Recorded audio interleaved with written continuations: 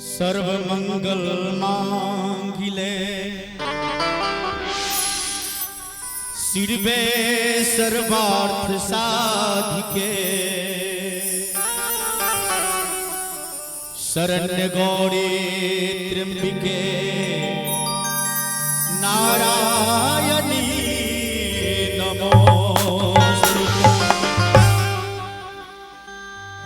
सरस्वती ने स्वर दिया,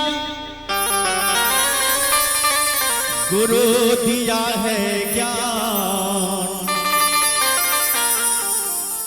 मात पिता ने जन्म दिया, कर्म लिखा भगवान।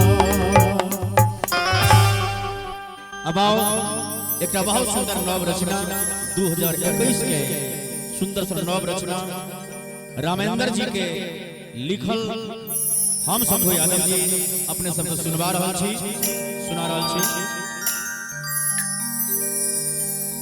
नमन करू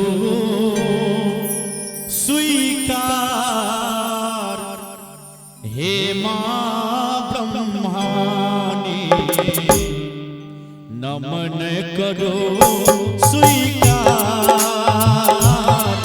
हे मां ब्रह्मानी, करियो क्षमा अपराध हे मां ब्रह्मानी, करियो क्षमा अपराध हे मां ब्रह्मानी, नमन करो स्वीकार हे मां ब्रह्मानी, नमन करो स्वीकार हे मां ब्रह्मानी।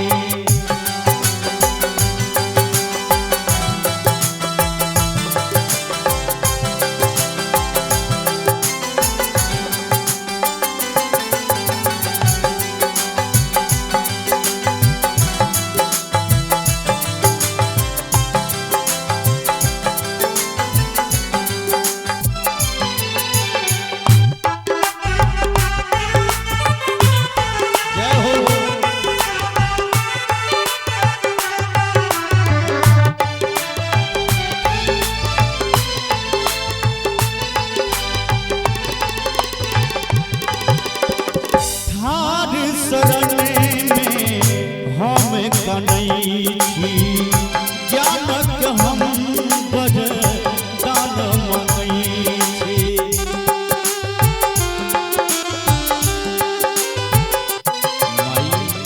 थार शरण में हम कानै छी, ज्ञानक हम वरदान मांगै छी, मानव नहीं रजबार हे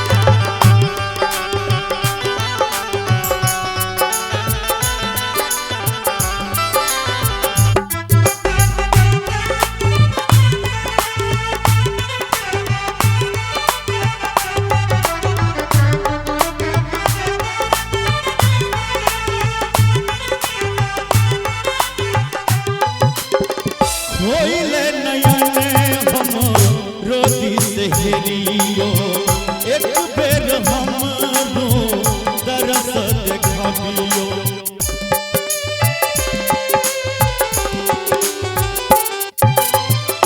खोले नयन हमरो दिस हेरियो एक बेर हमरो दरस देखबियो, भाग्य हंस सवार हे मां ब्रह्मानी, भाग्य